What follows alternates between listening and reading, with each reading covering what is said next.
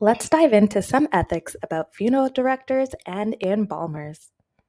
So, what ethical legislations do funeral directors adhere to?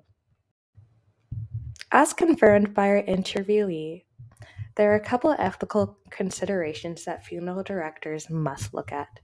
So, in Alberta, we have the Funeral Service Regulatory Board, and within that, there is a pretty much whole collection of individuals to deal with any complaints, and they follow the Funeral Service Act, which we can see on the side right here, and we'll talk a bit more about what is included in that as well.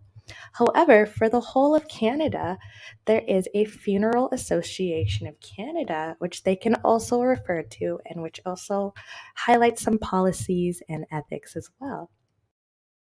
By taking a quick look at the glossary, we can note what kind of ethical considerations directors and embalmers must look at. Firstly, there's a list of the education that they need, which includes the amount of licensing, education, as well as the expiry date. And if we look further down, there are some business regulations as well. And lastly, there is a specific section for embalmers. So they have their own ethical set of instructions within the Funeral Service Act. Embalmer guidelines pretty much note that there must be a separate embalming room and that they must have their own separate ethical guidelines, which are designated by OH&S.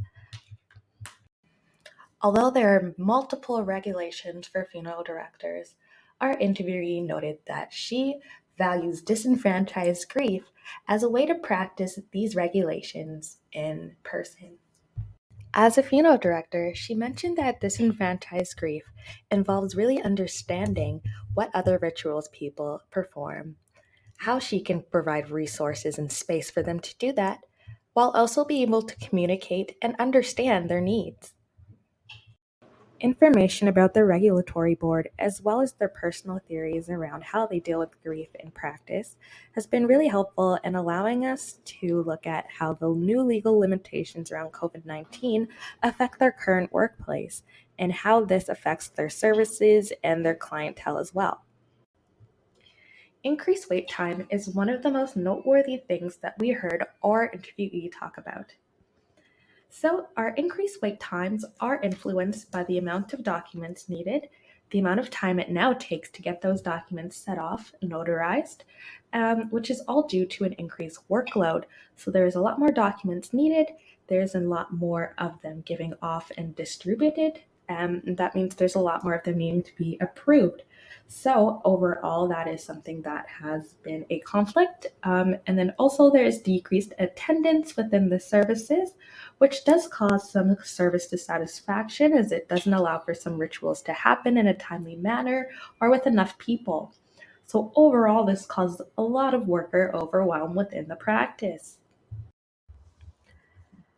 This interview allowed us to look into how this population is dealing with grief. And this was really helpful because we were able to look at what current issues are going on within the funeral director community, I would say. And it as well gives us some idea of what's going on within the families during those funeral services as well. So, from the information that we've been given, we can see that a lot of this stress has been caused due to the pandemic. And I would say that there's a couple things as counselors that we could look at to help out our clients that might be funeral directors or that might also be coming into our practice with some issues pertaining to the COVID regulations that might be hindering their ability to practice certain rituals. As counselors, we could kind of look at other resources we could provide these individuals with who are experiencing a lot of this overwhelm at work, especially in this industry. So we could say that this is more of a psychological hazard within their workplace. And we could kind of looking at getting that assessed for them, but just by giving this resource and information. And it definitely does seem like there's an increase in workload for them that is making it a lot more hard and stressful to do their job, given that these limitations legally make their client. It's evident that the issues the funeral services are going through are beyond the scope of our complete practice. Thus, it would be very advantageous to use a wide scope of other industries to help us out with this community. But within that, we need to find our role. The Canadian government has released some information pertaining to the issues around funeral service workers. So, the Canadian government notes some specific bereavement and grief support factors that are widely acknowledged within Canada overall.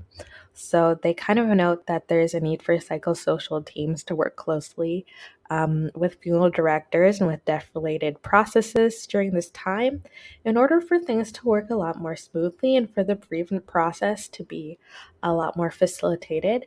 They also bring up the use of technology for funeral directors and how that can help a little bit more with the psychosocial factors that affect the process.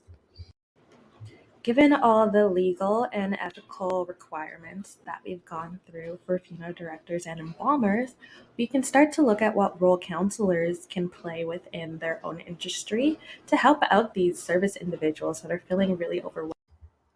Our interviewee provided us a lot of great information about what the funeral population and the bereavement workers are going through right now. Thus, I think it provided a lot of good information about what we could add to the current scope of research within grief counseling, specifically for this population. And it also gave us a lot of information about what could be useful in session with these clients. So, these resources that we got from our interview, and as well all the examples that she gave us, were really helpful in increasing our clinical competencies. So, this allowed us to learn a lot more about a diverse group of individuals and clientele that might come in, and we can learn how their work affects them. And this can be in relation to grief workers and also in relation to the clients that they serve.